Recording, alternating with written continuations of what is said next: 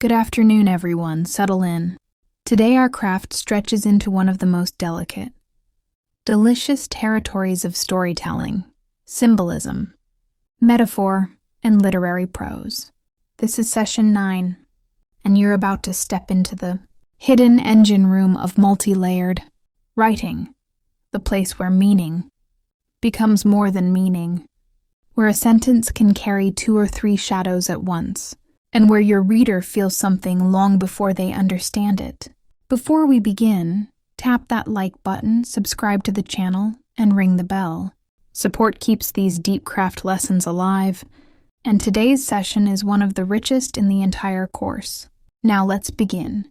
Session 9: Symbol, Metaphor, and Literary Prose. A story has its visible body, the plot, the characters, the actions on the surface. But great writing carries an invisible nervous system beneath all that. Symbols, metaphors, images that speak to the subconscious. They create layers, like geological strata under a landscape. A reader senses the depth even if they can't name it. To master this, you need 2 things: precision of meaning and musicality of language. Let's walk through this carefully. 1. How to build multi-layered text. Think of multi-layered writing as a conversation, happening on 3 frequencies at once. The literal level: what is physically happening? The psychological level: what emotional or internal truth is being dramatized?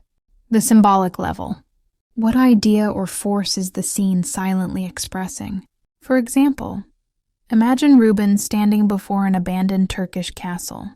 On the literal level, it's just a castle. On the psychological level, it represents the unresolved trauma he carries from Pakistan.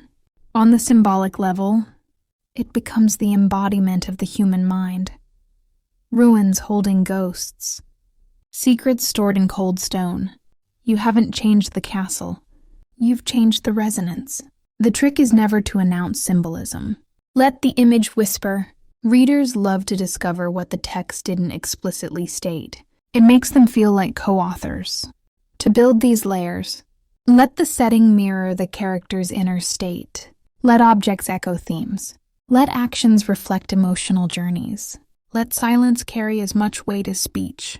Multi-layered prose is built through repetition with variation, motifs that return with new meaning. A bird in chapter 1 is simply a bird. The same bird in chapter 10 is freedom, or regret, or destiny. Symbolism is cinema for the soul. 2. Rhythm and the music of sentences. Prose has rhythm the way breathing has rhythm. You can change the emotional temperature of a scene simply by adjusting the length, weight, and flow of your sentences. A long, winding sentence carries the reader like a slow river. A short sentence hits like a stone. Rhythm is not only sound, it's meaning.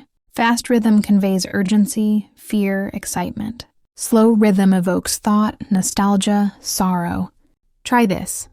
Reuben walked through the ruins, each step pulling the past up from the earth like dust. Now change the rhythm. Reuben walked through the ruins. Dust rose. Memories followed. Same content, different pulse, different emotional charge. A useful mindset is to treat prose like music. Some paragraphs need percussion, sharp beats. Others need violins, long emotional lines. The art lies in shifting between them without jarring the reader. The goal is a natural breath, a flow that carries inner tension. 3. Metaphor, the lens that reveals the hidden. A metaphor isn't decoration, it's a tool for thinking. When you say Reuben's guilt was a stone in his chest, you are not describing chest pain. You're describing the physics of sorrow. A good metaphor reveals something true, creates surprise, doesn't draw too much attention to itself, feels inevitable once the reader hears it.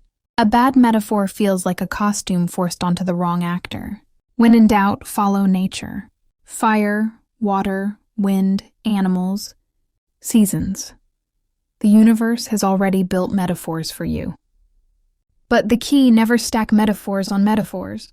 Trust one image to carry the weight. For symbolism versus allegory, know the line.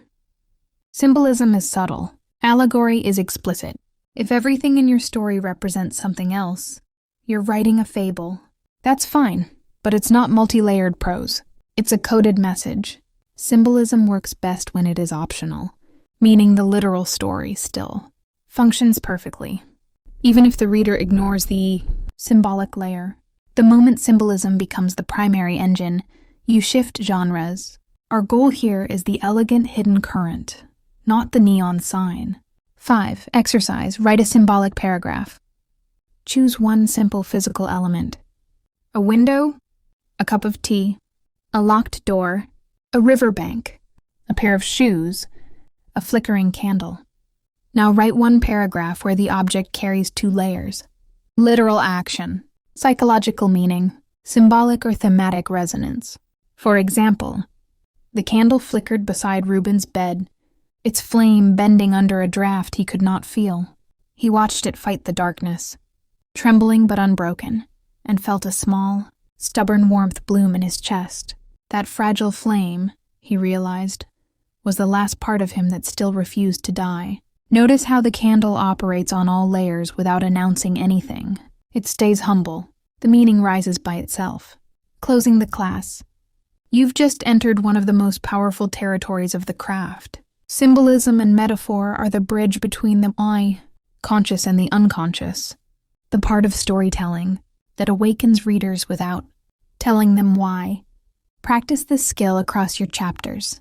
Let images return with new meaning. Let rhythm breathe. Let metaphor sharpen the truth. If you want your writing to echo in the reader long after the page is closed, this is the session that teaches you how to plant those echoes.